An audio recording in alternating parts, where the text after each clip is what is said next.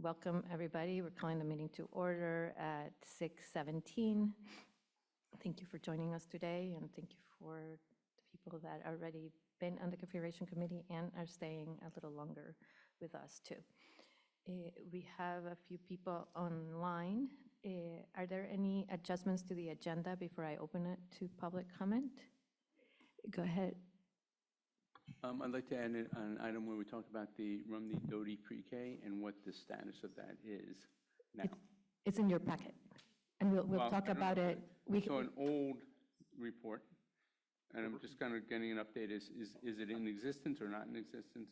I can update it. Yeah. It'll be part of the superintendent's Okay, report. great. And you will get to the Thank you. questions. Thank Yeah. you. Okay. Any other concerns? Okay, seeing none, we're going to move into public comments. So please raise your hand if you have a public comment.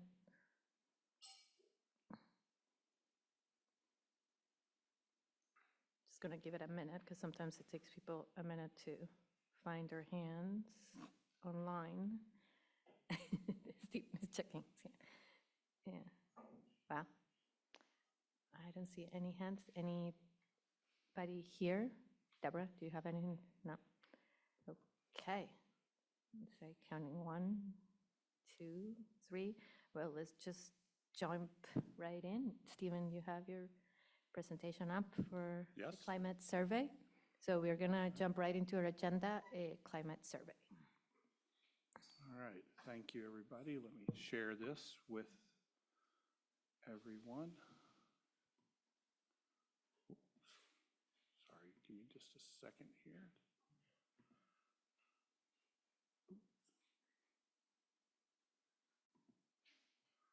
All righty.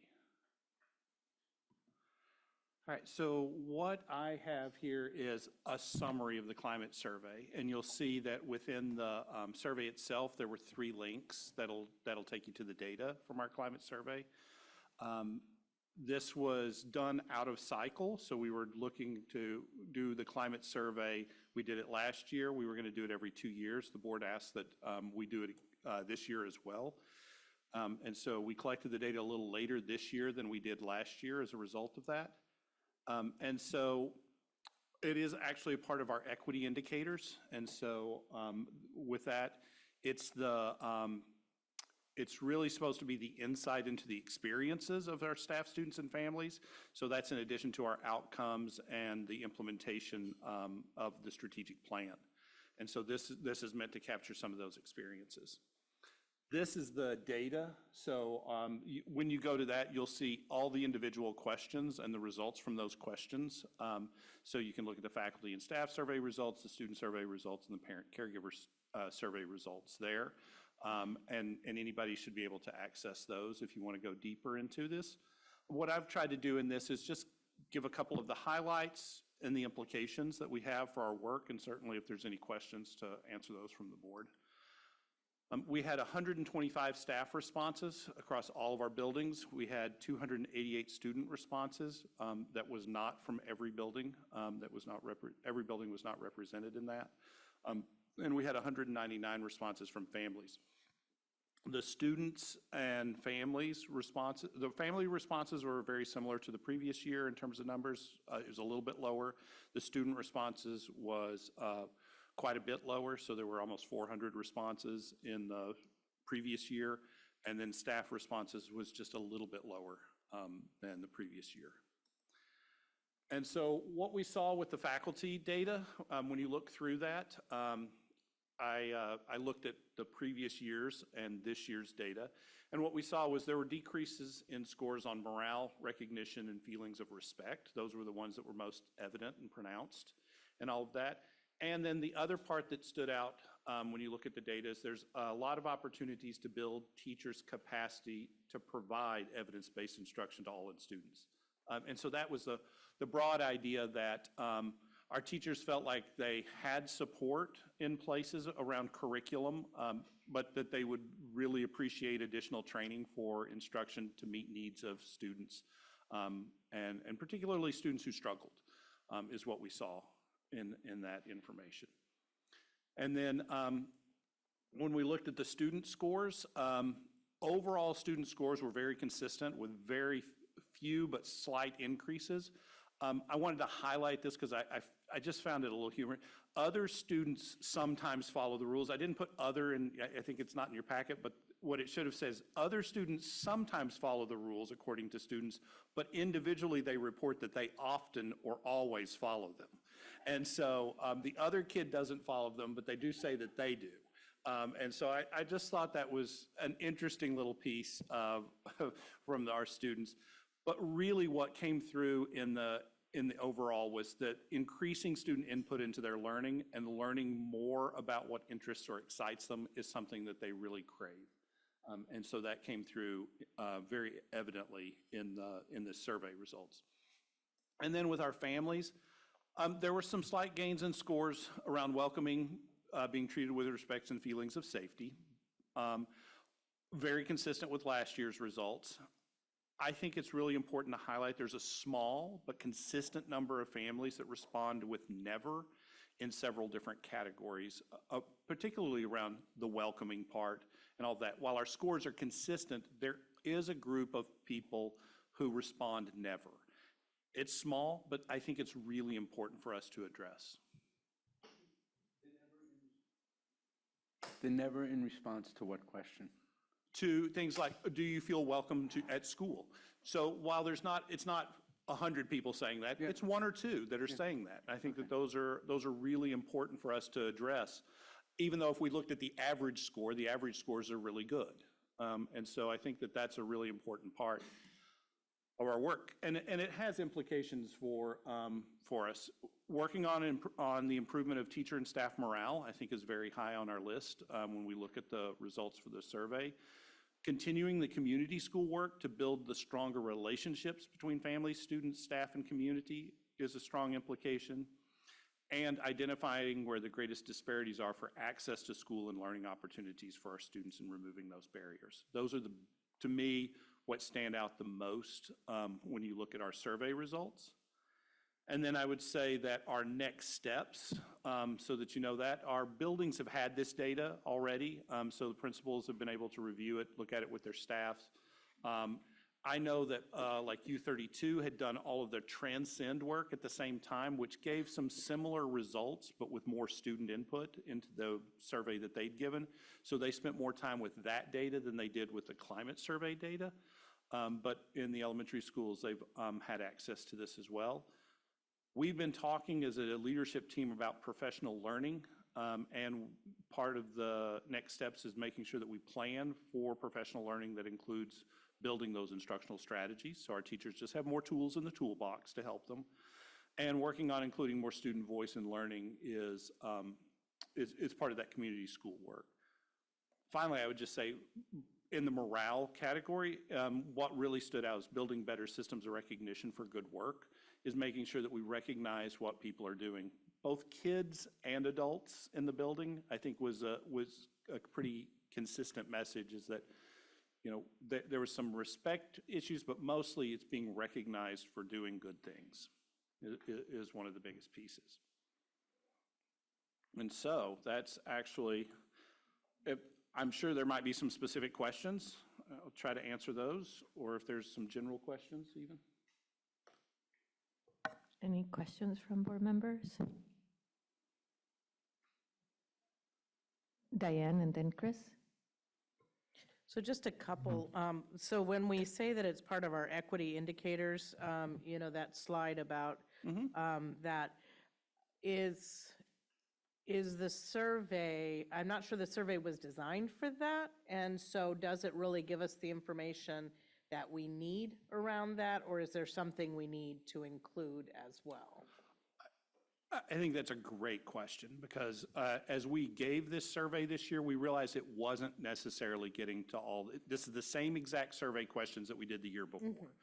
But we also feel like this isn't necessarily getting at what are those barriers, what are those places where we need to do more work, are we asking questions that really give us that information? And I think that that's our next step, is looking at this. And we talked a little bit in the configuration committee about the program, the group Transcend that they use for collecting some data here at U32 around student engagement and all of that. I think they may have some tools, and so we're going to talk with them about how do we look at finding out information really from the people we don't hear from, right? I think that when we hear the same thing 2 years in a row, we've probably heard from the same people 2 years in a row. And so I think we have a real obligation to go find what I put in there too, those families that are saying never. What is the barrier for them? What are the issues that the small groups of people have, and not just bury them in the data of overall it looks good, but there's a small subset of people. And then just one other quick question. When you talk about implications for our work and the continuing community school work to build that, so right, currently the community school work is being done at U32. Is this referencing expanding that to other schools? And then, you know, what would that process potentially look like? So the grant was written actually as a hub and spoke model, so U32 kind of being the first part, but we're already doing some work at Berlin, who was part of the grant initially, but this is expanding it. Like how do we take our community school coordinators' work and expand it out to the other elementary schools, and working with our staffs out there as well. We actually just met on that this morning as to how are we doing that as we move towards next year. When you say met, would the leadership team met and reviewed those things? A subset of us did, yes. Michaela and then Chris. Just a couple questions about the population surveyed. I'm curious why it wasn't across all schools, number one, and secondly, is it accurate that no high school students were surveyed? The grades listed were up to 8th grade. No, there were high schoolers that were surveyed as well. I have to go back and look. One of It the says pie 1 chart. through 8 on the chart. Oh, but maybe it's 1 out of 2 pages, and you had to scroll down or something? I may have to fix that particular graph, Okay. but no, but some schools did not administer it to the students, and that's an administrative issue that we have to deal with. Okay. It says, yeah, on the chart before, or in the pie chart before, 23% were U32. Just been away from school. Yeah. Yeah. Daniel, your mic's not on there. Can you repeat, Daniel? I That was would help. just erroneously pointing something out. So I can repeat it, but I don't want to spread the That's okay. misinformation. Repeat the correct version. Yeah, do the I was, correct version. I was looking at the pie chart on the page prior about where the students were attending, 22.9% from U32 middle and high school, but I suppose that could still mean 7th and 8th graders and not the high school itself. So I retracted the observation. Okay. Stephen? Chris, yeah. What was the sense from the staff of a decrease in morale, recognition, and feeling of respect? So That sounds troubling to me. yes, I would agree. So those were a decrease from the scores the year before. There's still a majority that agree that morale is good, or strongly agree or agree. There's still a majority, but those numbers had fallen some.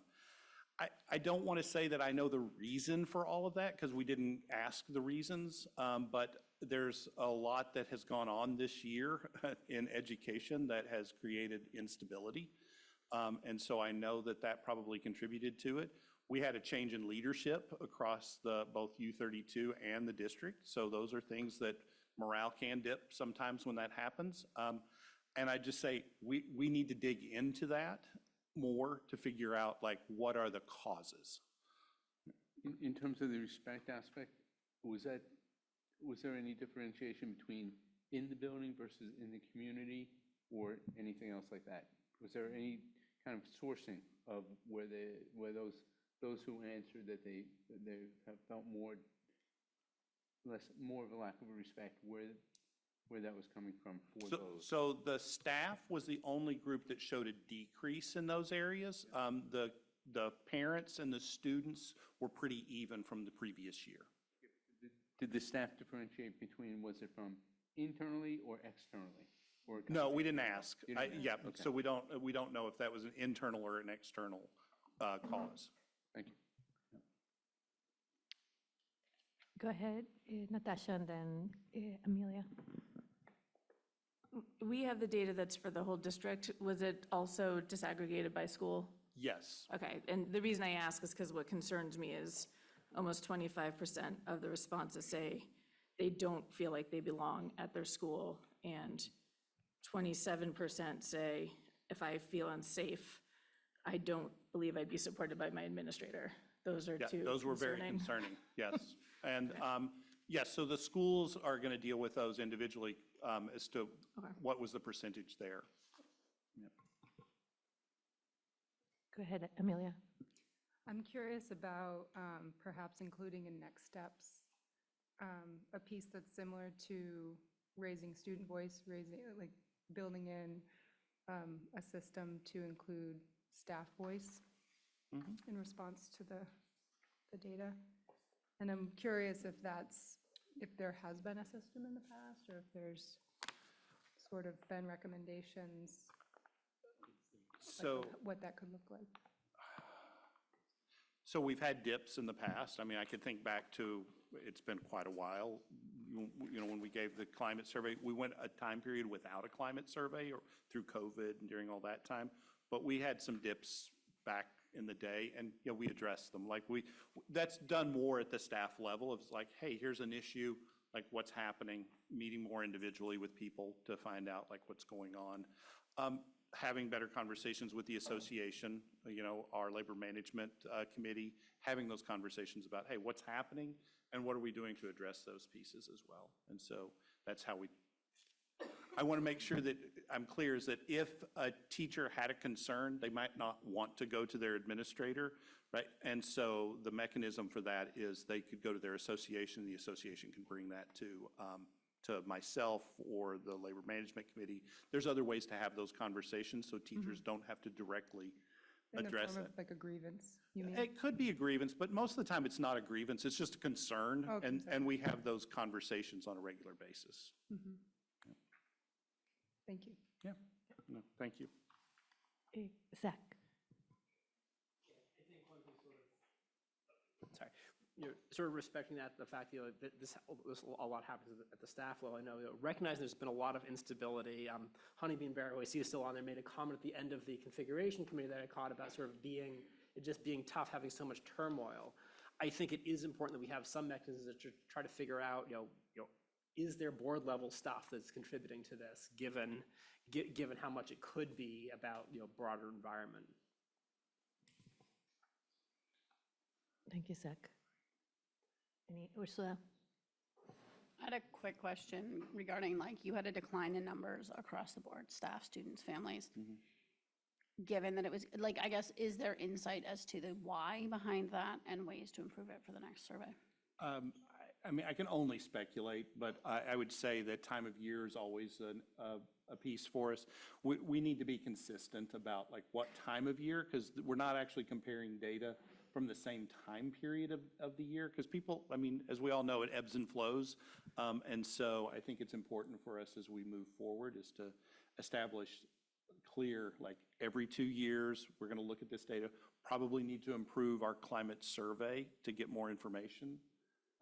And be able to maintain the time period that we're doing it in. Thank you. Any other questions? Okay. Seeing no other questions, we can move right into reports, so you will be back on the hot seat. Already. Stephen, not even giving you a break. That's okay. So let's move into the superintendent report and the central office report. Do you want to get us started, Stephen? Yeah, so Chris, this addresses your question. So currently, what is in the packet is what we have. We have 5 families from the Middlesex and Worcester community who have registered for pre-K at this point in time. There are 24 students that we know of that are in both Middlesex and Worcester, 3 and 4-year-olds. Right, so two age groups, 2 communities, there's 24 students. Of those students, 15 of those families currently are enrolled in other programs that use the Act 166 money. 5 of them have enrolled in our program. There's no indication for the others as to what they're doing at this point in time. They may have started a registration and didn't complete it. We've reached out to those families. So Kim Bolduck is our person who does that work. She's reached out to families to see. We had a push in Front Porch Forum. I appreciate you putting that out there as well. We had no one show up during those 2 days for registration support. No one contacted the school either during that time. So we think that we have all of our families accounted for right now. It is, but we don't have, and so we're not going to run a program with just 5 students at the school. We've given placement to those families, given them options to go to East Montpelier, Berlin, or Calais. And they have, everybody who wants a pre-K seat in the district has been offered one. And some of those families from, that are in that group of 5, have said, yes, this is where we want to go. And so whether it's Berlin or East Montpelier, I don't know that any of them chose Calais, from what I understand. I know there's been also some speculation as how many kids are out at Calais. We have 10 families right now that have signed up out at Calais for their 1 session program. So is the viability an economic or a programmatic or a combination of the two? It's a combination of the two. I mean, it's not a viable program with 5 kids in it, both as a classroom, right, of just 5 kids, and it's not economically good for us either.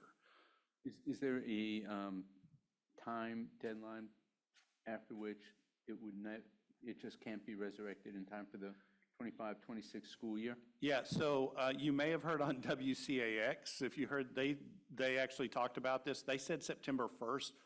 We didn't give them that number. I don't know where that came from. Well, that's a good date. Yeah, well, September 1st is way, way, way too late. We were hoping to be, by July 1, is to say, okay, this is where we're set. And we've been trying to hold to that date right now because we don't have, we haven't had anybody else come forward with the push that we had. So I think we pretty much know who's there now. Okay. Thank you. Okay. And then I would just add on is the second part of that report, the next paragraph, is that we have a pre-K early childhood group that has met once. We're going to meet again a couple of times in the summer. Our goal is to present to this board a vision for our pre-K and early childhood programming across the district. We've got a nice little cross-section of people on that, and our goal is to have kind of a budget request, if that's what, I mean, for lack of a better term, for what kind of programming we want to do in the future. That may include, that could be anything from full day pre-K in all of our schools or before and after school program. We're looking at all options. And so that team is being charged with that vision and a proposal to bring to the board. Yeah, there's any questions on the pre-K? Any other questions on the pre-K? Because then we can move on. I'm wondering, Stephen, if you want to share how many openings are left in the other 3, or do you know? 'Cause I know Berlin is, I think they've reached capacity at this point in time. East Montpelier still has not a lot, but enough. I mean, and Calais, if it really came down to it, we have the program sitting at Calais. We could do a second session if we had to. So but we don't have 10 kids in that program right now, which is not near capacity. Great, thank you. Yeah. So then you were going to highlight Jen? Yep. On that work.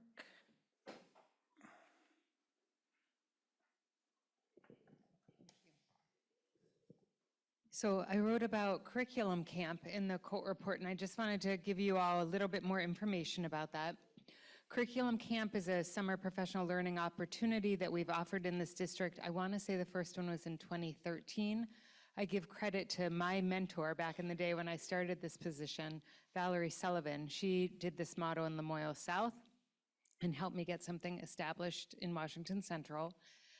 There's a lot of continuity right now and coherence in terms of the focus of Curriculum Camp this summer, and some of what you heard in the school climate survey data report and some of what you see as action steps in the strategic plan. So we have about 50 participants this summer in Curriculum Camp, not 50 different individuals. Some folks have signed up for more than one session. Curriculum Camp has evolved a lot over the years, and one of the changes we've made probably in the past 2 or 3 years is that rather than holding everything at the same time, we actually hold them on different days throughout the whole summer so that some people who want to participate in more than one can, and so that I can attend at least most of them, if not all of them. So Curriculum Camp is kicking off tomorrow. We've got an intrepid group of about 7 of us who will be meeting to focus on elementary global citizenship and science work in alignment with the new Ed Quality Standards and the IRIS framework. We have next week a group of 13 of us, that's our largest group, designing a professional learning plan to be implemented in all of the elementary schools next year, focused on the science of writing and helping us continue to develop our writing assessments within the district. Next step after that is a Curriculum Camp we're offering for the very first time, special education. Julia is going to facilitate that along with Kat Fair, and the special educators are going to focus on developing the PD, the professional learning that our special educators and case managers will embark on together throughout next year. Ellen Dorsey, our instructional coach, is going to lead a small Curriculum Camp focused on middle school interventions so that they can do the planning and design to start the year off from the very beginning. That's a group of about 5 folks plus Ellen. And then in August, we have 2 Curriculum Camps planned. One is a group that's going to focus on the professional learning that our teachers need to successfully implement the education quality standards. Natasha's going to help us with that, which is awesome. And then the final one is transferable skills, really a focus on functional skills and the professional learning that all of our teachers need to know related to functional skills, in particular executive functioning, and our use of the DESA for instruction and intervention. That's our social emotional screener that we rolled out in elementary schools this year and that we will roll out in middle and high school next year. What questions do you have? Diane? So just wondering about where special educators engage in the work of the curriculum design as well in terms of that UDL support. Is that a part of the work as well? Yeah, thank you for that question. What I neglected to say is that a small team of us will also be focusing on a professional learning plan to bring UDL and the principles of universal design for learning together. But that is a group, it's not a Curriculum Camp session because a number of us administrators for the past few years engaged in a series with Katie Novak. We have the resources at hand. We just need to put together a coherent plan. And so I believe it's Stephen, Alicia Lyford, Amy Molina, and I will be meeting this summer to do that work as well. Thank you. I didn't report on it because it wasn't Curriculum Camp. Other questions? Okay. Thanks. Thank you for the work, Jen. Stephen? Yeah, I just want to highlight 2 other things out of the COLT report. Shannon Knowles is our accounts payable person, and she is moving on. So we really want to thank her for her work. And Renee Bates, who, if you've ever walked into central office, you know who Renee is. She's one of the admin assistants there. Julia's admin assistant, she has moved on, but has worked with us for this time period. But she moved to Mississippi And so we blame her. She just came back up this week to finish out. She's been doing some remote work for us, but came in person. She brought the heat. We're blaming her fully for it. But we just want to thank them for their service, the work that they've done. They've been two fantastic individuals, and they'll be missed greatly in the next few years. But we have filled both of those positions, and so we've got some great new people coming into those roles as well. Just wanted to make sure that. Yeah. Thank you. And please thank both Renee and Shannon for us, for their many contributions through the years. It's still in denial, but exciting for them. We are going to move on into the, let me see. Just note, our principals, we didn't ask them to be here, although we appreciate the one who showed up. And so they have their report there, but they're a little tired. So I'm wondering if we should highlight some of the stuff, or if you guys have any questions, or if there anything. We were going to try to highlight some of the work in Berlin, especially on the well-being and inclusion. I'm assuming you guys all had a little time to look at that, and also the work on curriculum in Rumney is what we were going to try to highlight today. But I wonder if there's any questions. Otherwise, since we have Becca here, I don't know if there's anything you want to highlight since you decided to come to the meeting. We're very grateful. Are you 32 in any of those categories? Need a mic. Mike. I think it will help. So some of our public also hears from. Hi, everyone. I didn't actually plan on doing this, so that's okay. You can pick. You can pick either. We just ended today, and I think I just want to note that a couple of things around just sort of culture building when school is over when we get word that our last day is at 10 o'clock in the morning, we pivot really quickly. And I just want to really commend the staff and students who made that pivot and held a dance party in the atrium as their last and final sort of bringing closure. Like, closure is really important for young people. And so we've spent a lot of time over the past 3 days thinking about closure with staff, closing and opening, and also how, well, we didn't have ideal closure with young people. How did we create sort of space for celebration and honoring them as they move into summer? So that was really awesome to end on Friday.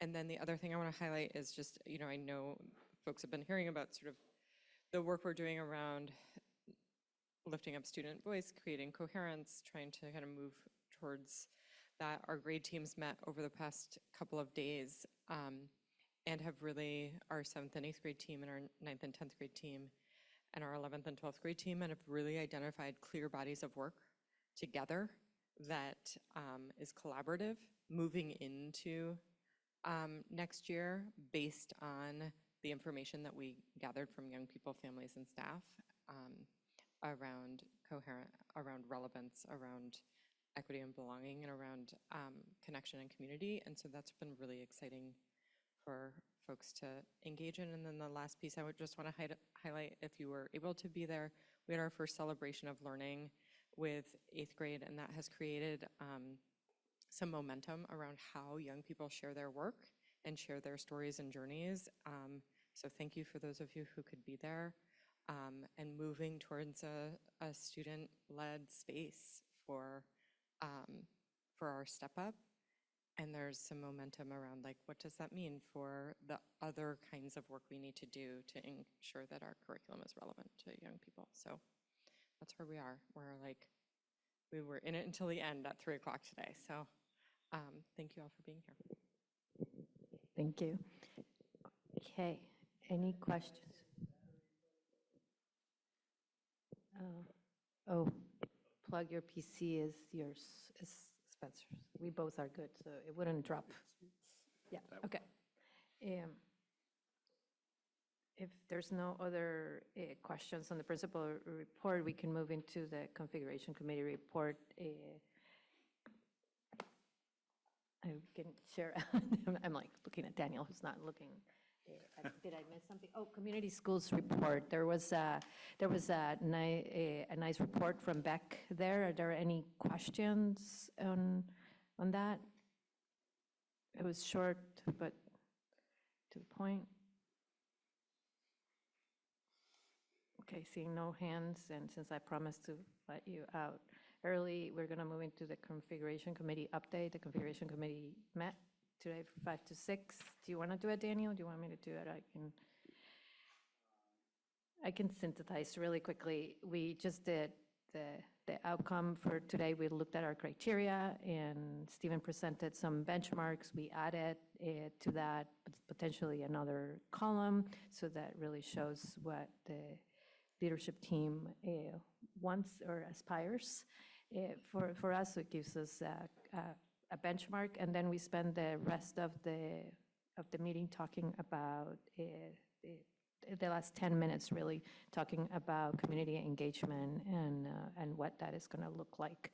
We all also, there were a few comments about the massive task that we have in front of us, but we are all looking to doing this work, and there's a bunch of things on the dock right now, and we're trying to find some clarity in how we are going to present that to the community and get that messy process going and get feedback from the community at the same time that we get a model from Daniel. Do you want to add to that? Yeah, I guess I wanted to emphasize the sort of recurring theme of consistency that kept coming up. And in the context of several things, but one was consistency of curriculum and trying to minimize the disruptions of the transitions in our schools, and having a community of practice for grade-alike teachers was brought up.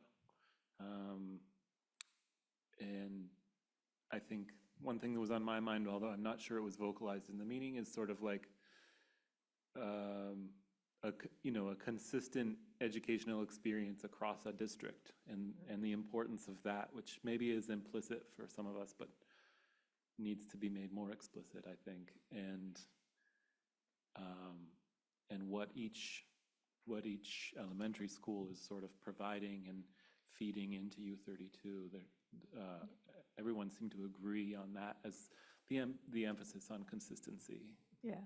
And through that, there was a little bit of a conversation about vision, program, resources, and what the school will look like for children, which is what we want to emphasize. I don't know if you guys have any questions. It was an hour meeting, and we'll keep moving through that, and there's a lot to get done. You know, there's Julia, you were also there. Didn't miss anything else? Or yeah, okay. So I was trying to go to that packet to look at my notes, but I'm not going to go there. We're going to keep moving on. So now is the Central Vermont Career Center. Patrick, it was not able to be with us today. I think he was away, but we went to a presentation. Do you want to report? Yeah. We were in Montpelier. Yeah, I can give a report. So Jody Emerson, the director and superintendent of the Career Center, gave a presentation about the building project that they're doing. They're moving forward with that project. Their board had been looking for some feedback, but really they're in the stage of how do we bring this to the community? How do we put this up for the bond vote? When will that bond vote be? It looks like November is what they're shooting for a bond vote. The vote would be commingled across all of the sending communities that 18 towns. Yeah, 18 towns. So it's a beautiful facility that they've designed. It would be located over in Barry, whatever, I'm forgetting the name of that road. It's a residential, but also commercial area. Yeah. So it's at the end of the Granite. It's over in Graniteville. Yeah. But in any event, the building is between $150 and $160 million right now. It's a dream. I sit on the facilities committee, and that's the only reason. So both Trix and Collins and a firm from New Hampshire have been working together with them. Jody has presented this at all of the 18 really the 6 sending districts. So it's been, what we did was have a combined Montpelier and U32 presentation. Both districts came together for a presentation, and it was the most attended of all of them, and it was still not a lot of people. Ursula was there too, and Stephen was there too, and it's, it's really a beautiful dream, and we're gonna continue to move forward in order to serve. The hope is that it will serve 500 kids when it's done, but as you all know, there's a lot of other things in the air right now too. Yeah, and we recognize that. Yeah, but the next phase for them is to really get out there to the community as a whole to talk about what does this mean, what would it look like. I think there's still some numbers around like tax implications and things like that they're putting together. And so, we're looking forward to seeing what the kind of the full picture is and what the vote will look like. Yeah. Go ahead, Chris. Are there any implications based on H 454 and whether or not the Voc Center will be obsolete before it's built? So it wouldn't be obsolete because it's state of the art. But I would just say the configurations of districts according to H 454 doesn't necessarily include the career centers yet. There's 2 different options for the career centers, a possibility that has to be discussed way above our pay grade. And that is either they would be a part of one of the districts that the new lines were drawn for that are supposed to be done by December, or they would be their own district within the state, as are 2 of the big options that they have. That hasn't been decided. How would that affect? So in the same way that we had a bond vote in individual towns for schools, if there was a bond vote in those 18 towns, and there were more towns that were added into a district that included the tech center, then all of those towns would then take on the bond as part of the budget. If there was one district for the CTEs, that bond would go statewide, because the CTEs would be funded on a statewide system. Like how that's all going to play out, I have no idea. But there are 2 different options right now about how CTEs are going to be organized. Yep. Okay. Any other questions? Okay, otherwise we're going to move into the VSBA report. I don't want to get into too much detail. You do get the updates, but I thought it would be important today since there is a lot of questions that have come up from H454. I'm not going to try to dive completely into the bill, but just highlight a couple of questions that came up before, and I'm just using my cheat sheet actually from BSBA too. So as you know, the bill passed on June 16. It just hasn't been that, it was just last Monday that we were all there in disbelief, but the bill passed. So the Commission of the Future of Public Education is changing a little bit. And to that, Nicole, who was the appointee from BSBA, has resigned. Megan Roy, who you all know well, has also resigned as chair of the commission. And Mike Litchfield, that was the appointment from BSA, has also resigned. So the commission is right, sort of, even they had done some they have changed some of the commission's roles, but they're also going to be looking at having to change commission leadership and appoint new people. So I just wanted to give you that update.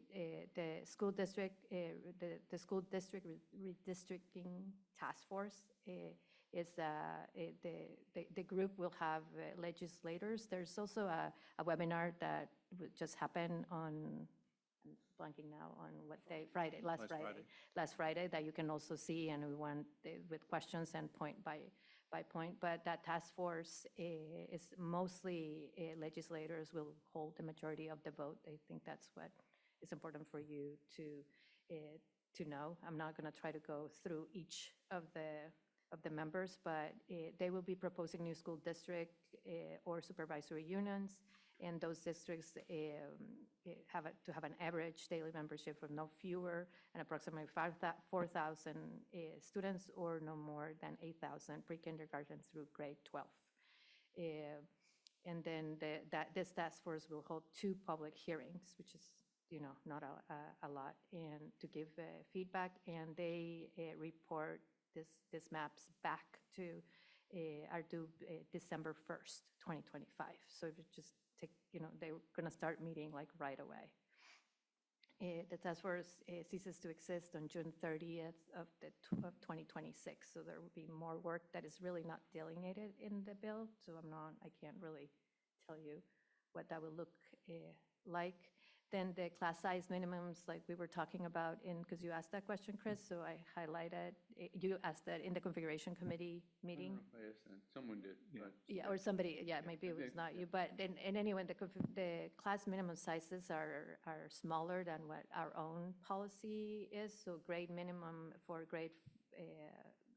first grade is a minimum class size of 10 students. Grades 2 to 5 is a minimum class size of 12, and grades 6 to 8 is a minimum average class of 15 students, and grades 9 to 12 is 18 students.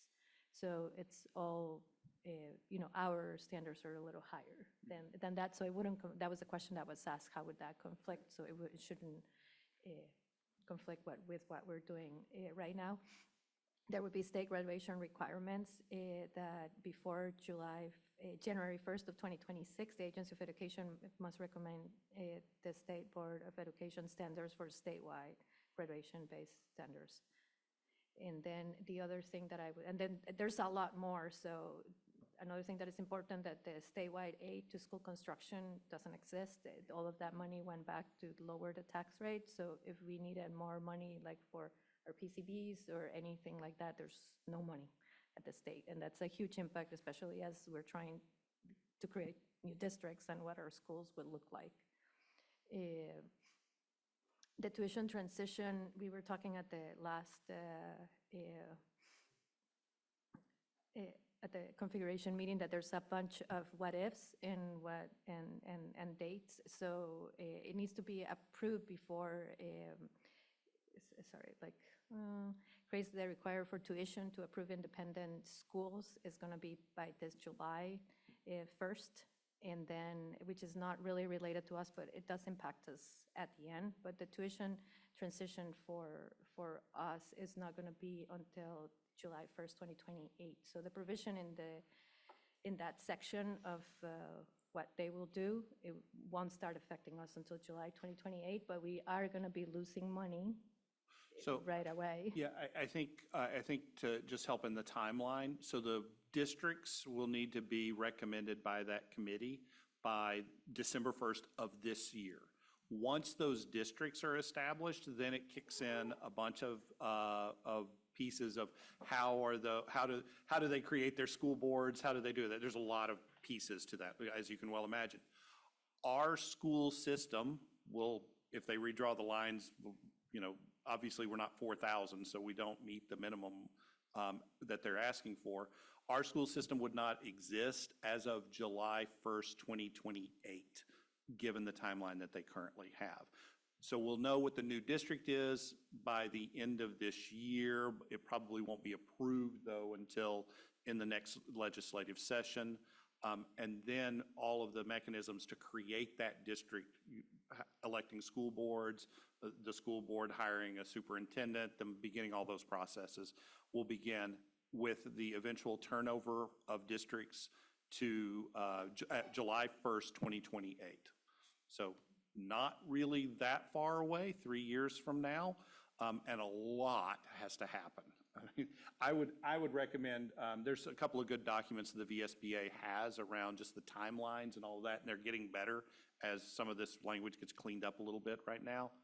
So I would encourage you just, if you want to try to kind of see what all happens, because there's some, I don't know that it's interesting if you like civics, but how do they proportion school board members is another big part of that. So once the district is drawn, how do they apportion the population? Yeah, and the task force, the ward task forces, the timelines don't align well. So the task force on the wards is actually starting too soon. You won't have districts, and they're going to be working already. So it's just like, it's not the best of all scenarios, but somehow it's all going to work. The foundation formula, as they have said right now, it would mean, a little bit more than $2,000 less for us as tuition right now, because it's $15,033.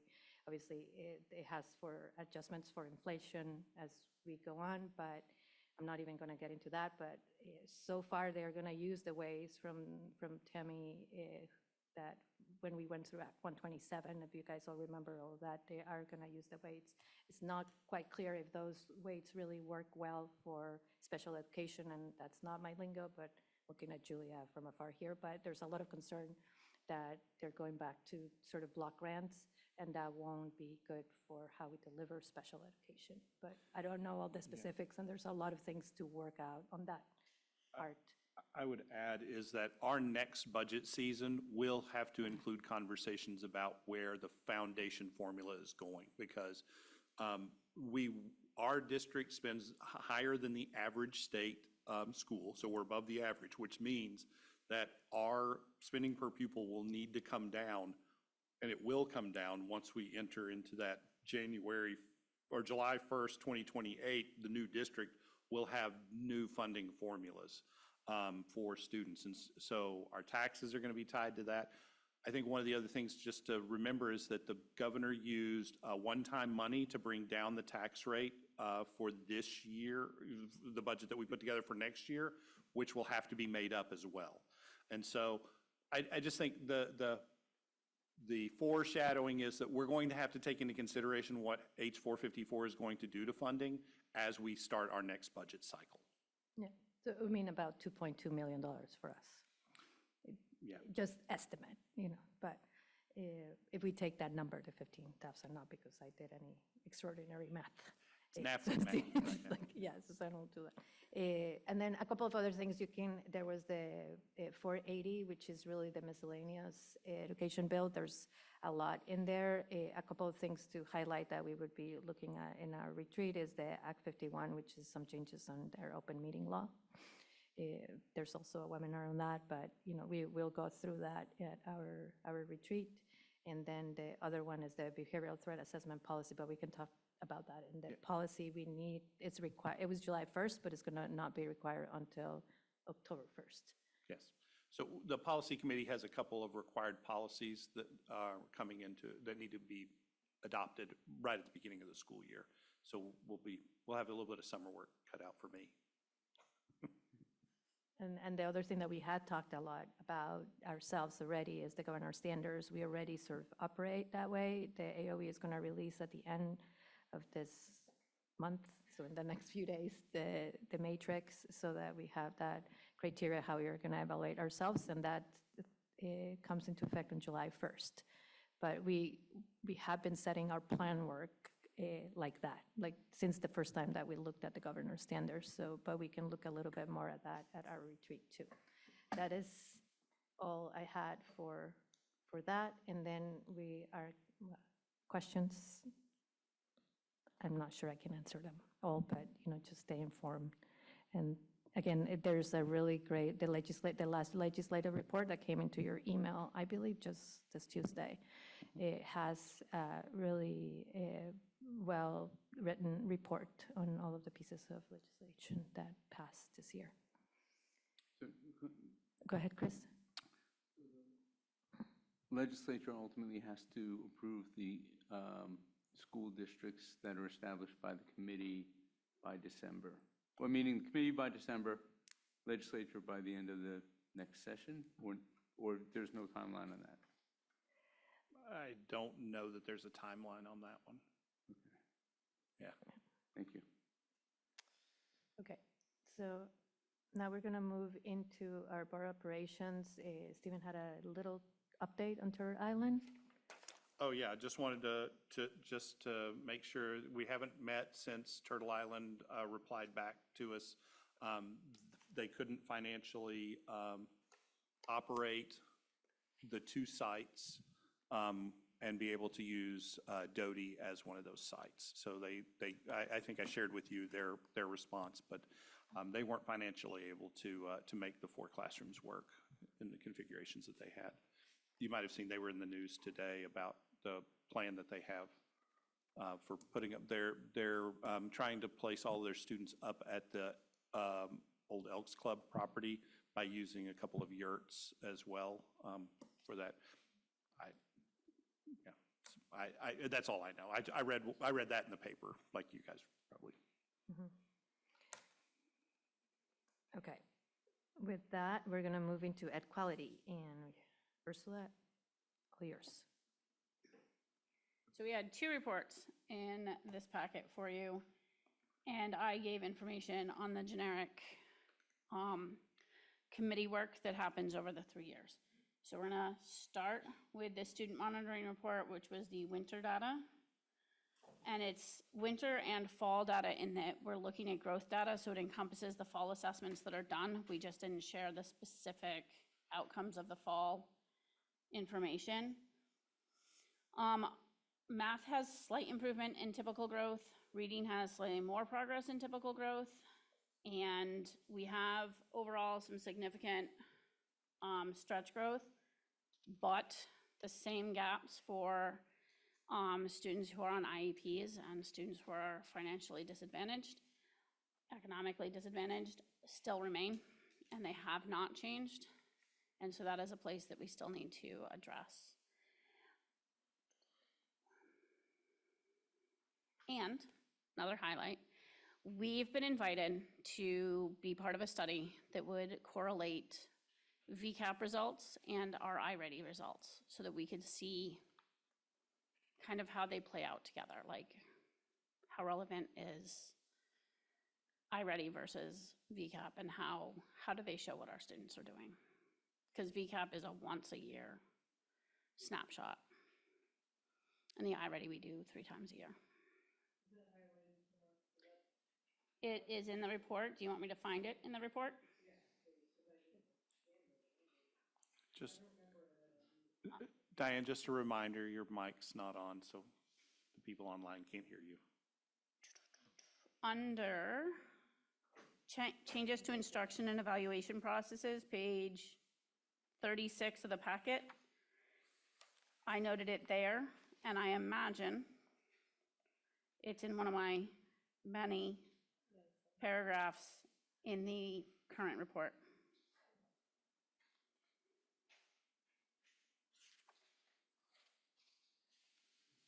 I will also point out 28 as well, yes.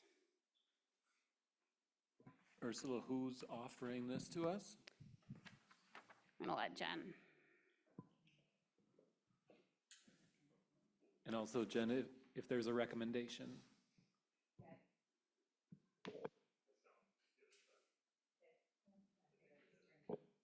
Okay, sorry. It was Curriculum Associates, so the company that provides the diagnostic assessment and is the backbone of our K-8 math program. They are doing the correlation study with VCAP. So we signed off and said, yes, we thought that would be really helpful, and provided our scores.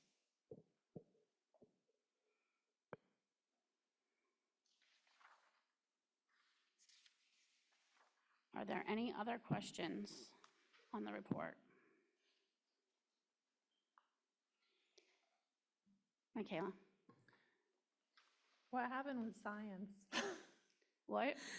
Science, as compared to the state in grade 11? Oh, you're looking at the VCAP results. So those are the last year's spring VCAP results came to us and became unembargoed in, I'm gonna say May, June. Yeah, do you want me to explain what happened to You that can year? explain it. I love the story personally. So this is a story in civic engagement. We administer, so the state provides a window for the spring testing, and we had a group of very interested students for AP US History, and they were concerned. Let me back up. We administer the 11th grade science assessment in our US history courses in 11th grade because it is the only class that all of our 11th grade students take. So logistically, it's the most seamless way to administer it. And we had a cohort of students in AP US History who were really upset that they had to give up practice time for the AP exam in order to take the science VCAP exam. So this was last year. Stephen and I were invited to talk to the students. We shared with them why we have to participate in testing, how we use the scores, what it means, what the scores don't mean, and they protested, essentially. So we got a lovely letter of protest and we talked through, but our students in that year did not take that test seriously. So it's not an indication in any way, shape, or form, I believe. We don't have another measure, though, and that's sort of part of what our appeal was that we can use it to at least as a data point when we're evaluating program effectiveness. And that's work that we need to continue to do. You know, Becca, she's not here now. Becca talked about centering student voice, trying to engage our kids in figuring out what are ways that we can, you know, make more meaning about how our students are doing, because that one was not one. Yeah, the spin on that is that the kids exercised their voice. They made a conscious decision based upon the information that we gave them. It doesn't help our scores, but honestly, they did it, I will say they did it the right way. It was a wonderful conversation, but you can see the results of that. I have always enjoyed that story just because of the tie-in to the global citizenship, right? We talk about wanting our students to be able to be out there and speak their mind, and they did. They made an informed choice. It definitely affects our data that we look at, but. Yeah, and I promised them I would do this, and I did do this. I gave that feedback to the state around just the assessment windows in general. I don't know that changes anything, but just like we annually examine our assessment practices, the state analyzes its assessment practices as well, so. So I was going to add a question to the board that's not one that we typically do, but it's one that we just talked about at our most recent ed quality meeting. And it's, what did you see in this report that you can tie to other reports or other discussions that we've had as a board, either during budget or from the finance reports or work on the configuration committee? Because a variety of work on different committees, and we're working on making some of the ties. Daniel. Sorry. Can I take a broad interpretation of your question? It is our first time with this question. Have at it. Well, I was looking, because I missed the February meeting of Ed Quality, I was looking into the PE and health student learning outcomes, and I guess what strikes me is the subject of consistency that came up in configuration, and there's like a scarcity of time, there's a challenge in recruitment of health teachers, and there were a couple other factors that now escape me, but they all sort of came back to the question of like how across a district with 5 schools and all the sort of, I'm going to use the wrong terminology, but like core competencies that we ask those schools to provide or to, you know, educate students in, how that's balanced evenly across a district as broad as ours. And I wanted to clarify, you were jumping in on the second report. I thought maybe I was supposed to just speak to the first report. That's where the trying, broad interpretation came in. I just wanted to clarify so Lisa caught it. Anyone else on the first report? No reading ahead today. Seeing none. Now we're going to jump into our student learning outcomes. And this year we looked at financial literacy, and we were really lucky. George Cook came and put together a presentation for us and gave it during Ed Quality. And then we also looked at health and PE. So the highlights of it are that U32 still requires financial literacy as a graduation proficiency. It is aligned to the Jumpstart National Standards, and a link to that was included in the packet. High school students consistently show proficiency in financial literacy. Our younger students don't have a defined curriculum around financial literacy, but they're exposed to concepts through integrated coursework in math and global citizenship. And then across all, financial literacy, PE, and health, we have about 90% of our students achieving proficiency. Some of our challenges is U32 lost their ropes course back in a windstorm. My current notes here do not have the date. The report had the date that the windstorm happened. It is not something that can be rebuilt. And so they are looking into alternative ways to provide different PE experiences for students. And the ability to secure certified health instructors has been difficult. However, students are receiving instruction from school staff. You will also see, as Daniel alluded to it, that the time for like PE doesn't align exactly with education quality standards, but there are also, especially at the middle school level, but the schedule changes that have been put in place for next year are hoping to address that. There's a teen mental health coursework that was included and highlighted in this report. And also there's been articulation of performance indicators to align with national sex ed standards as part of our sexual citizenship work. So now I'm going to open this report to questions. Daniel? Can I ask about the review cycle? Is that Can we do that one next? Is that the third? That is the third section. You're just reading ahead. I'm going to hand you pages at a time.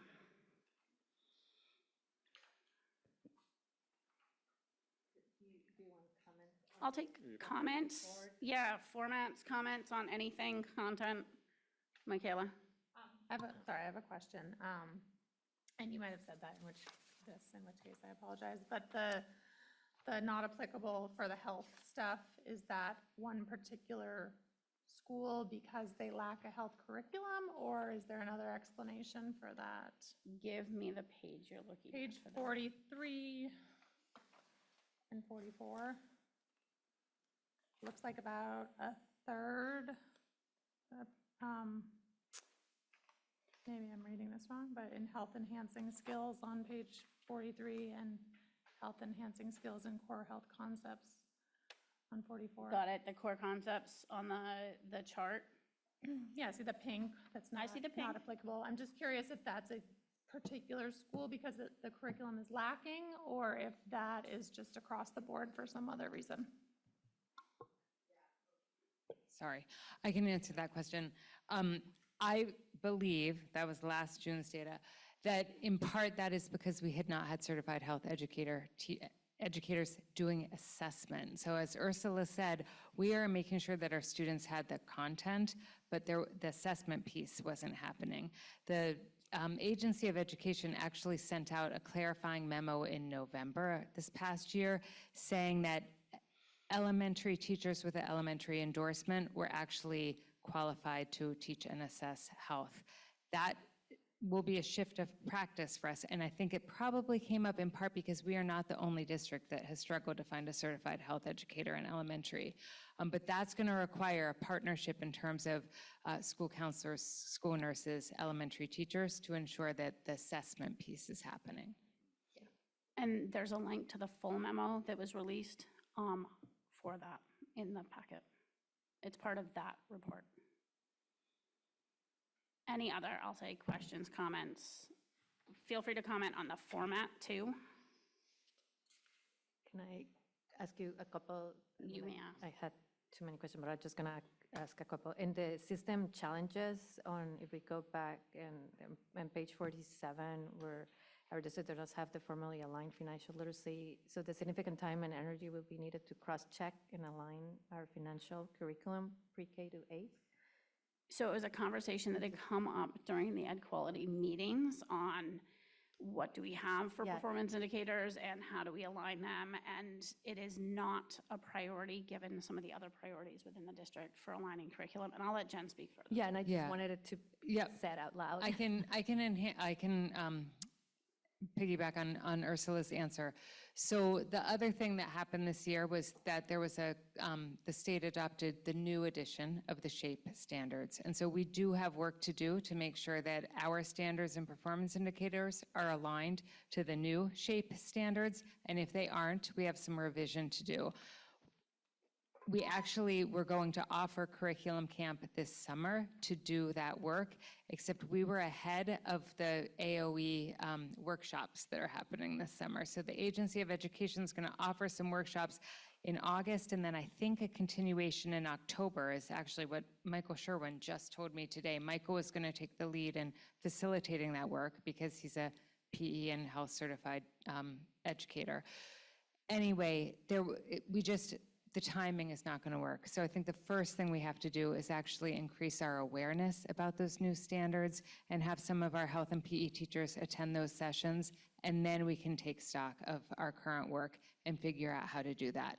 We can figure out if it's possible to engage in that work really deeply during the school year, or if it's something that we would do outside of the contracted day and contracted year to get it done more efficiently. That's TBD once we've gotten the introductory stuff from the AOE. Thank you. And then the other two questions were, I like the format. I really like how we have moved into, system success, system challenges, and the system needs. But it feels that, I don't know, and then moving into implications for a school board, which we haven't spent a lot of time talking about it right now, but it's all very relevant, right? And we had that conversation in our last meeting about, are the parameters that we're setting, like for multi-layer system of supports, is that enough?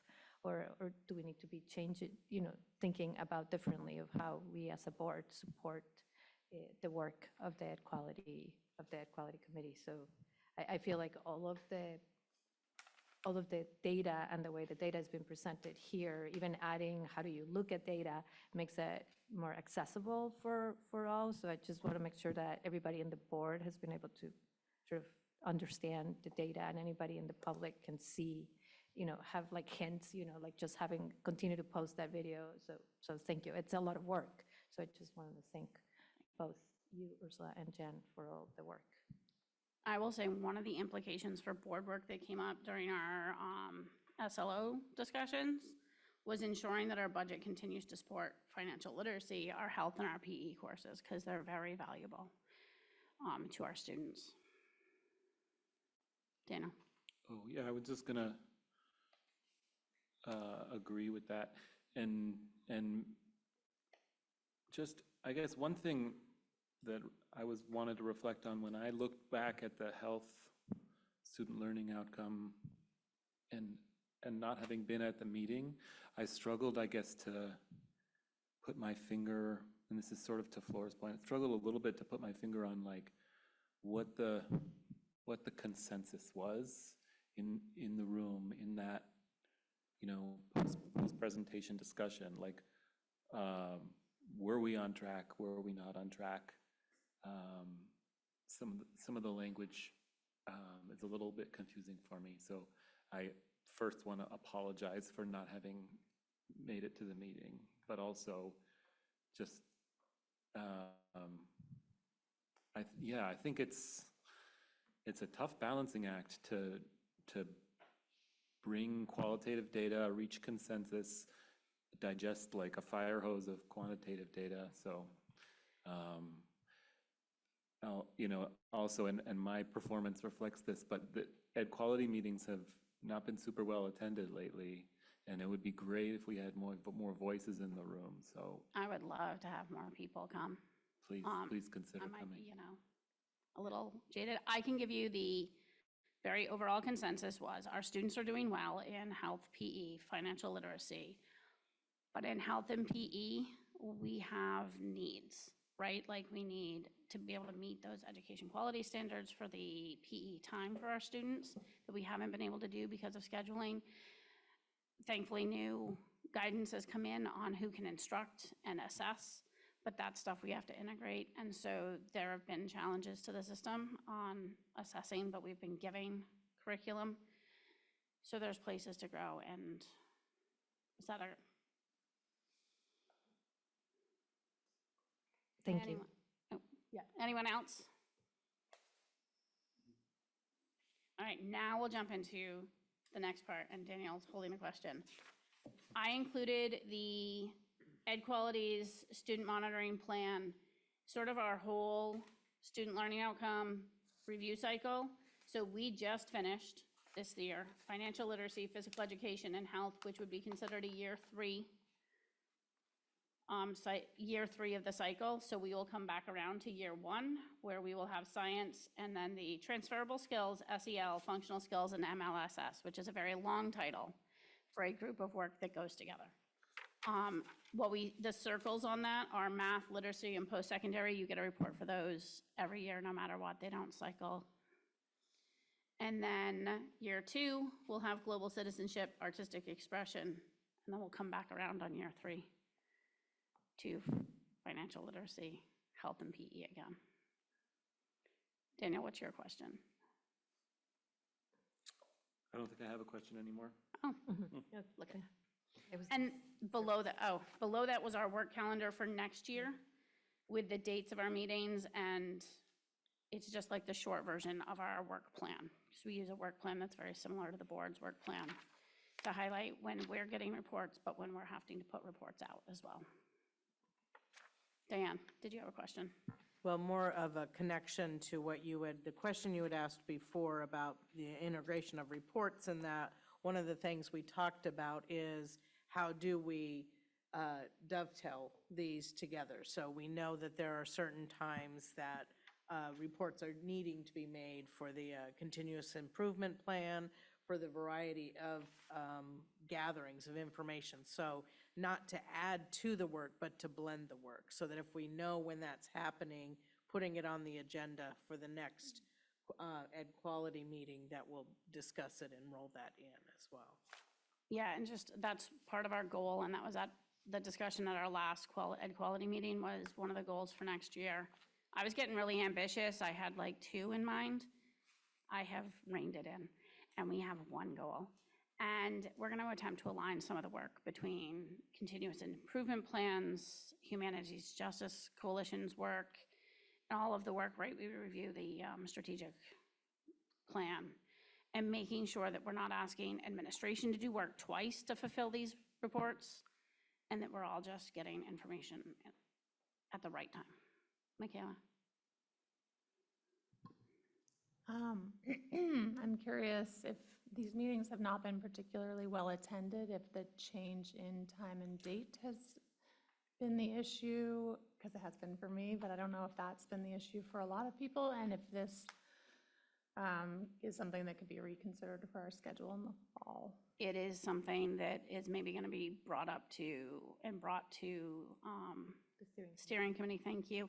3 of the 5 members of steering committee were in Ed Quality at the last meeting, and we were able to say this is something we should probably discuss, so that we can find a way to ensure that we're still getting the robust, because that was something we've grown over the years. Before I joined the board, right, Kari was Ed Quality, and like they built a method of making sure everybody could, or as many people could, be involved as possible. And I think having many voices at the table, especially around Ed Quality, right, when we talk about making sure that our kids have comprehensive curriculum, it's important to have more than a few voices. So It's going to be looked into.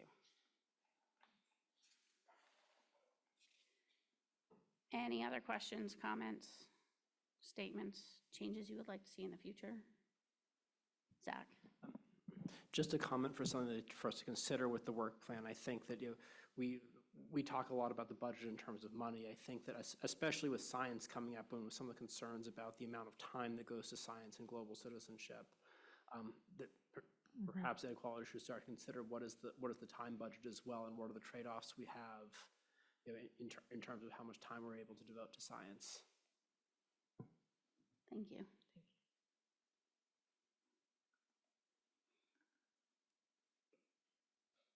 I am all done now. Okay, thank you.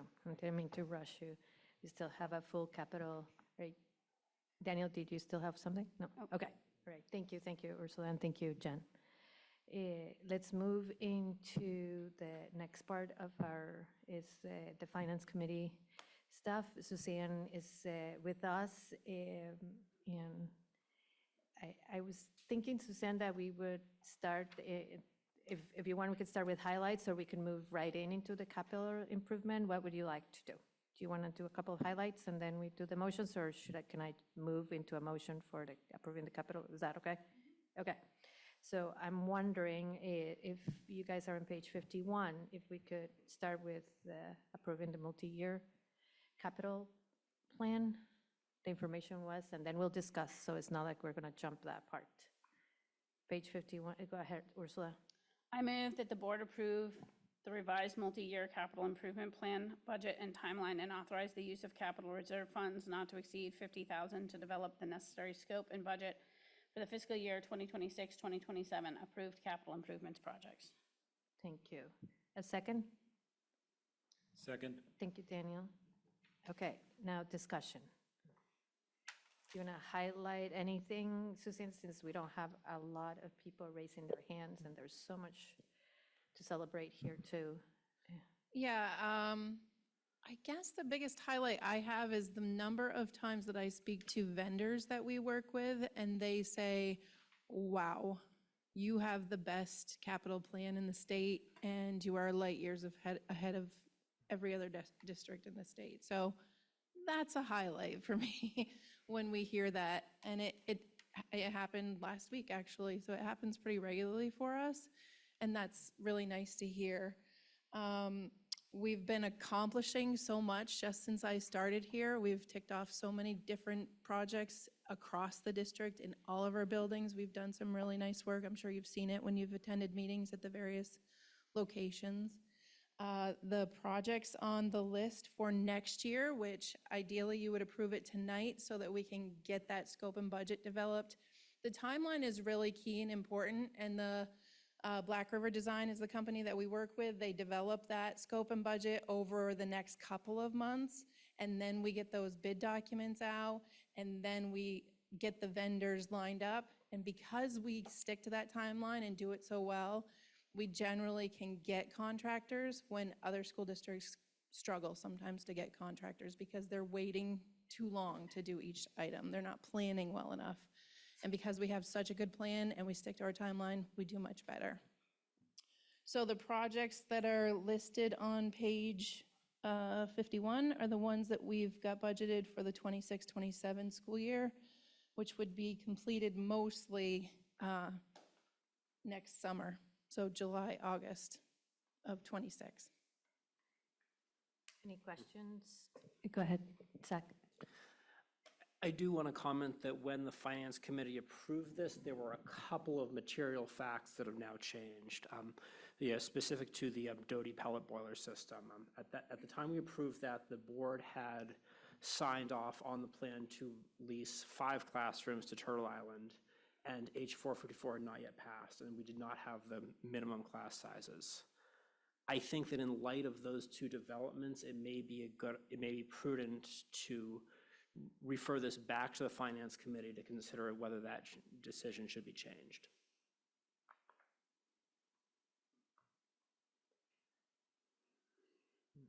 Daniel?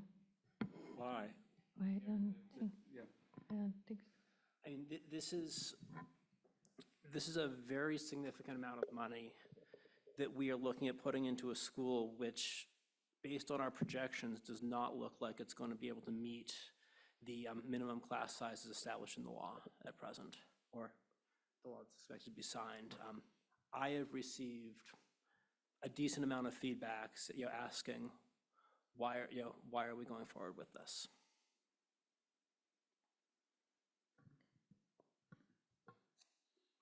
Well, it's actually putting money into a building that with the current configuration might not support those numbers, but in future configurations may still. And I think that's a reason to say, to consider the timeline, to consider the urgency of the project, not to necessarily take it off of the capital plan, but to decide whether it should be pushed back until we have more clarity on what the law is going to be. and to figure out what's going to what is going to come out from the configuration committee. So what is the necessity of this project for the Doty School? It's been on our plan for a while. I'm going to let Susanna not steal her thunder. Yeah, so Zach was kind enough to pose the question before I met with Chris and Bill this week, and so I was able to ask them. And the urgency is not in that it's, we're worried that it's going to fail, although there is no redundancy currently in that building. So there's only one boiler, and if it did fail, we would not be able to operate school. So the plan for this project is to maintain this boiler, move it to a ground level, because right now it's upstairs, and it has leaked at least twice since we've had it, and it has caused damage and problems and issues. And so ideally, you would have that type of system on a ground level of your building, not upstairs. So the plan is to move it and also install a second boiler to have that operational redundancy in place. So I wouldn't say that we're worried about failure, although it's, you never know, right? But it's about halfway through its life cycle. And so it's really to give it that redundant operational factor. Ursula and then Daniel. No, my hand's not up, sorry. It's just okay. I was living. Okay, Daniel. Oh, I just had a question for Suzanne and then a comment. So would you say the project description doesn't reflect the new plan to move it and to add an auxiliary? Because this says replacement. Building addition. Yeah, it probably should. So the primary boiler would become the new boiler. So that's really why it's called a replacement. The new boiler would become the first boiler, and the one that we currently have would become the redundant boiler. And as So far yes, as, we could enhance that description. and as far as we know, is the budget still roughly accurate in terms of ballpark? It's a budget, right? We won't know better until the architects look at it and do that scope and budget, but The scope of work has not changed from when the project. nope, that is what It the was just scope was. It's just written the way it was. we kind of truncated the description. Okay. We can enhance it better. Yeah, I guess I would just advocate I think Zach's comments are important, and also, this is also just an authorization to approve the capital plan, develop the scope and budget for these. We're not yet authorizing the boiler work, and I would think that we would probably learn more between now and when we actually had to make a recommendation to authorize. So that's when it could come back to the Finance Committee. Can I ask a question, Suzanne? Is it more disruptive to you to have something that is put out as a go, to then have us make a late call not to, or to not have a decision now about the planning? I wouldn't say it's a late call right now. Right now, to move forward is fine. The late call would be if we develop those bid documents and put it out to bid. That's a lot of work to ask vendors to do, and then say, nope, we're pulling this back and not doing it now. So I would hope that the board would make this a decision not to do it before we choose to go forward with the bid documents on it. But nothing wrong with doing a budget and scope, and in fact, I would advise us, if say we pull it this year, it would give us a better, more solid number for next year. But then we'd be talking about 2 years down the road as opposed to next summer. Completion in '27 as opposed to '26, yep. Okay. And if we vote on this today, aren't we voting to move forward on each of these projects in order to maintain the timeline of preparing documents and then bidding in the early part of the year and then doing the work next year? That's your current plan, but because, you have a choice to change that plan at any stage in this. That part of it, of choosing the projects, you can stop. Yeah, you can pull back on pieces of it. Okay. But this is presented as a package now. Those are the projects we've proposed to be completed in 2026. Okay, thank you. Yep. Ursula, and then. What is the timeline of when we would start when would we get the scope and conceptual prints, right? Like, I think it's September. I think we give them July and August, and they give it to us in September And so we'd bring it to you at the end of September, your So second. that it'd be ready and known before we went into budget season. Oh, yeah. Yeah. Yep, scope and budget is, yep. And would there be then an additional vote before putting out to bid? Yep. Okay. Diane? So I think it goes back to what you said before, which is we've mapped this out so that we can be sure we've chunked the work in ways that are, potentially easier to do, as opposed to having all the big ticket items at one point and things like that. I think it also goes to, I completely hear what you're saying, Zach, but we also did hear that these changes might not happen until 2028, which is a long way in terms of the life of a boiler, to think about, if we don't do this work. And then many of us have had the questions when other parts of this work, so playgrounds or fields or things like that, the plan has sparked for all of us questions at different times. And so what I'm hearing is to trust the process as this moves forward. And then when the details get to us, that's when to really make the decision and the understanding. To me, though, a boiler is pretty critical to a building being sustainable, even if it ends up not being a school. It is problematic when you don't have one, and you want to make sure that your pipes don't freeze, right? That's something, Chris spent a whole lot of time that one year that we didn't have any power at Rumney and the generator broke, and he was there the whole night trying to make sure that the pipes didn't freeze. It's just really vital that you. He brought his own heater from he his was dad. there. And Yes. I just want to ask a question back to Suzanne. So this will change the process a little bit, because usually we would approve this.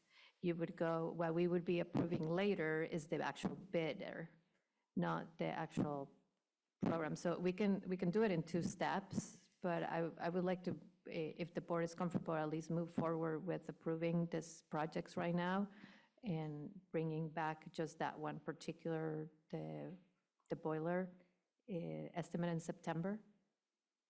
Usually we bring the estimate back. Okay. And ask everybody to approve the bid document development. Okay. So then- there is another stage where I come back to you. You all, debate and discuss that. There's another one beyond that when you award the bids. The bids. Yeah, that's what I was thinking. But there is a stage in between where you Okay. authorize the bid document development. So would the board be comfortable voting as the motion was carried right now? Okay. All those in favor of the motion made by Ursula and second by Daniel, please signify by saying aye. Aye. Any opposed? Any abstain? I'm going to abstain. Thanks, Zach, and thanks for bringing that up. Okay. You got that, Lisa? Okay. So now let's move into the next item of authorize the superintendent to award the 25 bids for heating, fuel, and wood chips. The motion is on page 67.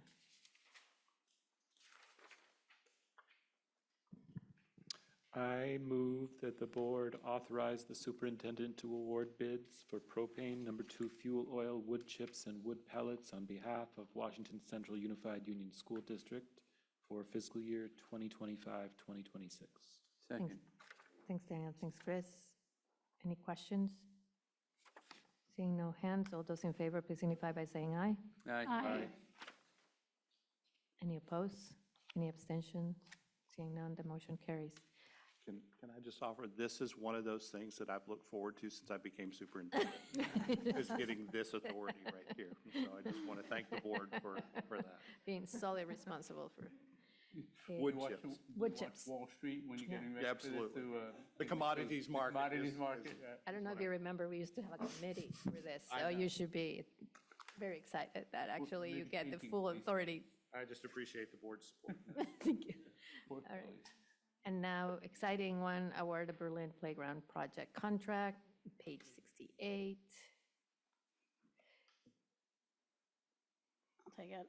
Or is I that- move that the board award the Berlin Playground Project contract to Pettinelli and Associates Incorporated in an amount not to exceed $99,967.15.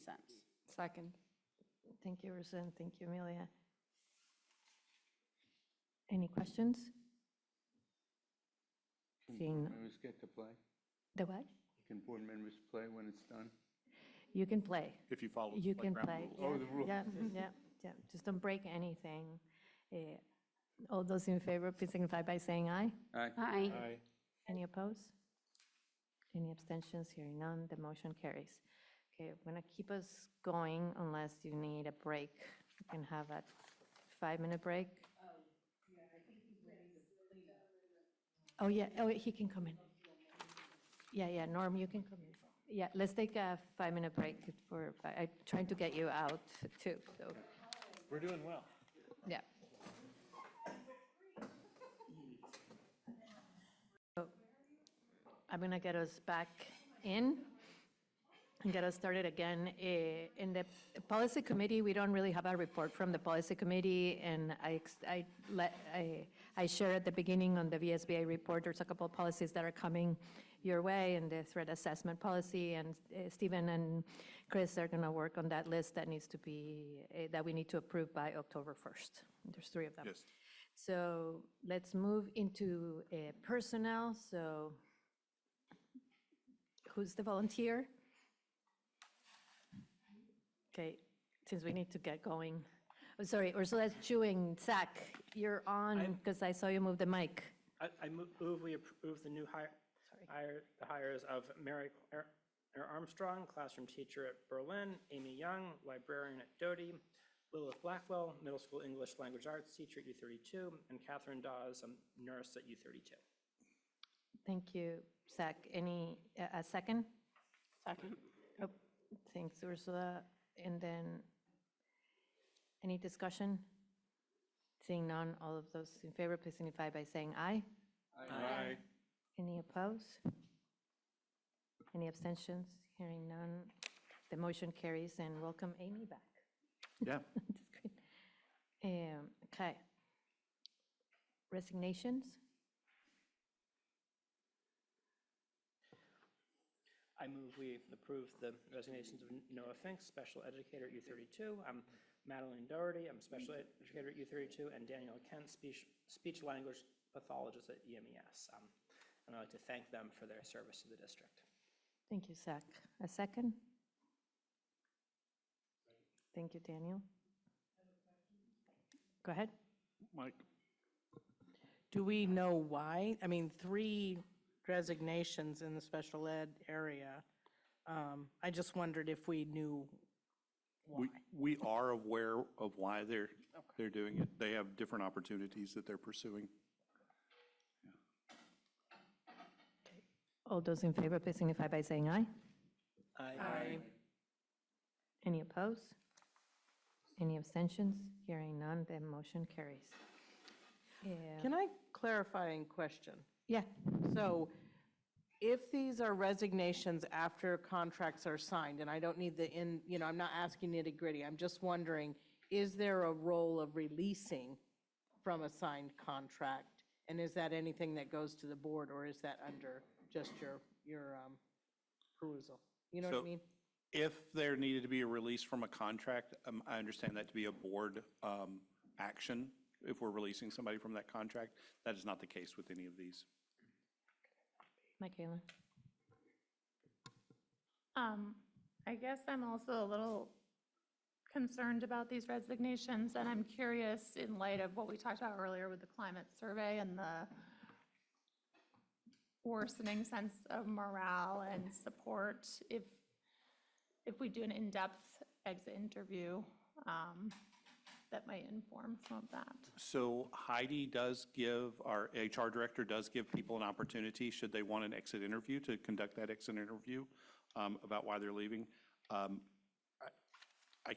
don't want to speak because of the individuals, but we are aware of why these individuals are moving to a different role from us. But yes, everybody's given an opportunity for an exit interview. Daniel? Sorry, I also have a clarifying question. Can you say whether, you say we're aware of the reason, is it a positive reason about the opportunity they're presented with, or a negative reason based on their current work environment? I would consider all three of these positive reasons for them to change positions. Okay. And leave our district, Okay, based upon the feedback that we've heard from them. thanks. Any other questions? Seeing none, all those in favor, please signify by saying aye. Aye. Any opposed? Any abstentions? Hearing none, the motion carries. And the last long-term substitute? I move we approve the hiring of Abel Alana as a music long-term substitute at U32. Thank you. Second. Thank you, Daniel. Any discussion? All those in favor, please signify by saying aye. Aye. Any opposed? Any abstentions? Hearing none, the motion carries. Moving right along into our consent agenda. Could I have a motion to approve the minutes? Ursula, I move that we approve the minutes of May 20th, 2025. thank you. A second? Second. Thank you, Michaela. Oh, any edits? All those in favor, please signify by saying aye. Aye. Any opposed? And Michaelan, is what I wrote, was it Michaelan No, or no, that it I was- didn't hear? it was Oh, Julia. it's Julia. It's Sorry, Julia online. Julia online, I was like, sorry, Julia. That's no problem. Yeah, I see you nodding, like It's yes or okay. no, and, but, okay. It's not thank you. significant. Thank you, Julia. Oh, all those in favor, please signify by saying aye. Aye. Aye. Any opposed? Any abstentions? I passed the board orders down, if we could I have not head them seen that. back up so that Ursula can sign, yes. Oh, no, no, read it, you can read it, Diane, when we're done with that, we I just need to sign it. at the end of the day. Go ahead.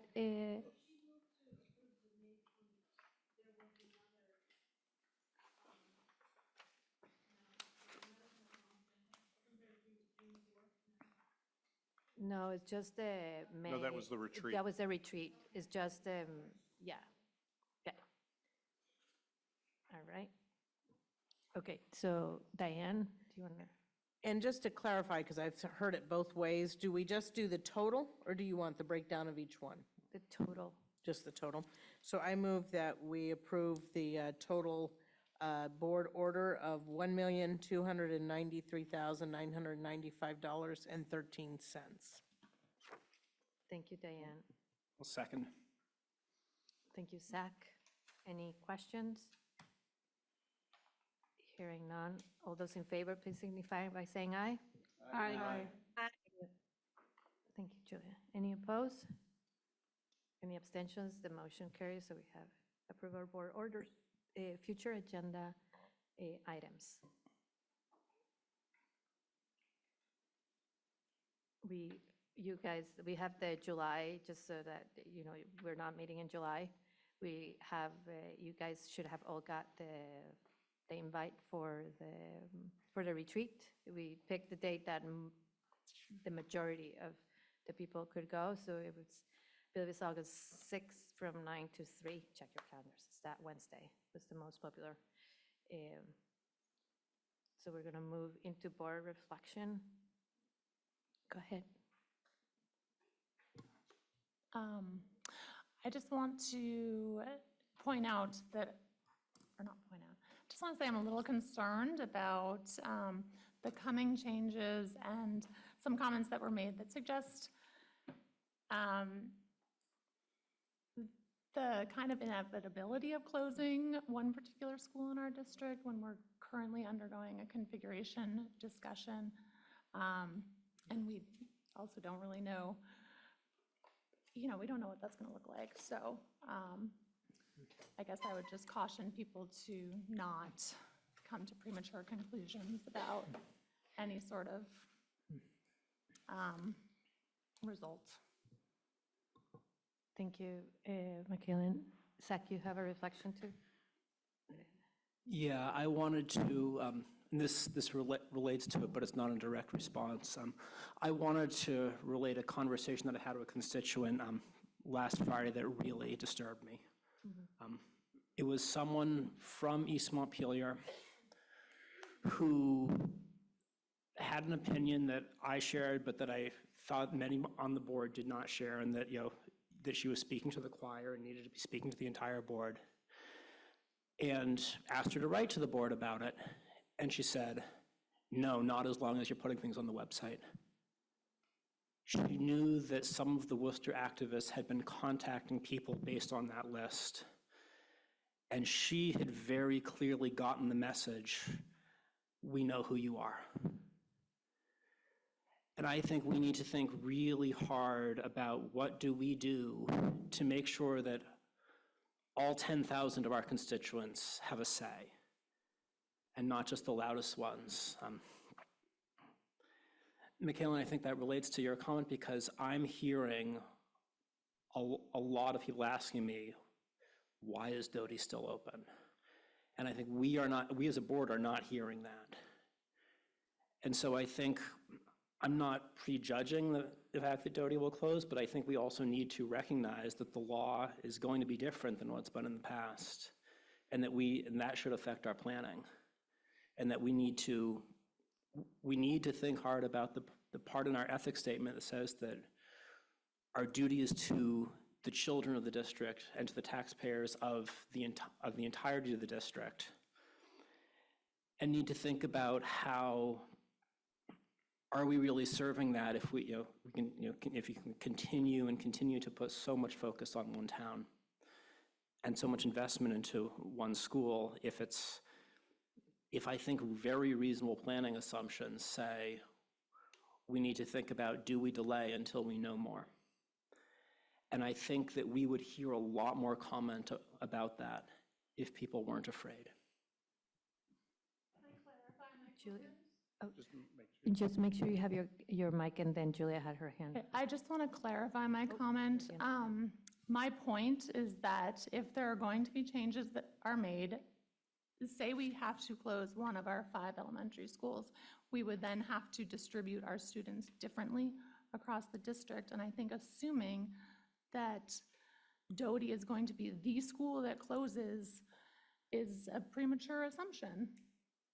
I haven't seen any, granted, I'm not on the configuration committee, but I imagine there are other scenarios where Doty is not the building that gets closed, since we will be redistributing students as it is if we had to close a building.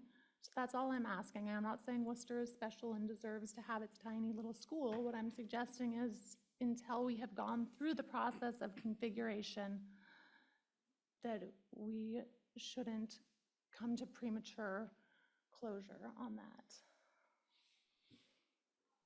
Okay, Julia, your hand went down, or do you still, you're good? It went down, but I think that I should just caution us to refrain from assuming that the loudest voices in the room are the only voices that are coming forth with comments and suggestions. I've heard that comment time after time, and I think that that's really not fair. Thank you, Julia. Chris, and then, and this is time for reflection, like individual reflection. Right. Okay. I would caution about using words like activist in a negative way, because activist can be a positive thing too. But I think saying the Doty Act or the Worcester activists had a negative connotation. We certainly want our community members to be involved, and I'm empathetic that if someone thinks they cannot be engaged in the public dialogue because they're afraid, we should take steps to address that completely, because we do need all voices to be heard. And then on a different note, I want to thank Natasha for encouraging us to go see the pilot presentations, because I saw one that was superb, and for this particular student, it was the exact reason why pilot exists, to have this individual engaged in the educational environment, balancing her not so great interest in the academics, but getting them anyway, but then giving her the opportunity to thrive and present, and just seeming for this particular student a world of difference. And so I would hope that we keep the pilot program going as long as it can, because it really does serve a certain set of students that thrive in that environment. Thanks.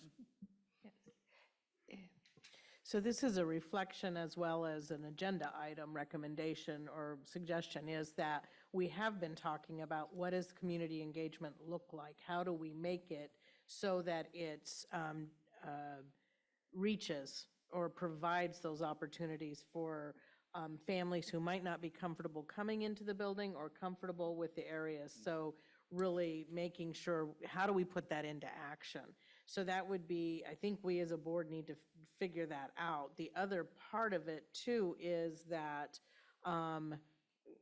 my brain, I just forgot one part of it, but anyway, it might come back around. But what I also found interesting as part of the webinar from VSBA was every time somebody would bring up a statement about a school closing, Chelsea was very quick to say, this law does not say that. That's not, we all know that that's, do the math. But what I found interesting was she repeatedly said, that is not what this law is stating, and so to be clear about that. So I think that we are entering into a time where we ourselves need to figure out what are we looking at, what do we need to do, and then also how do we engage our communities into that dialogue so that we're capturing all views.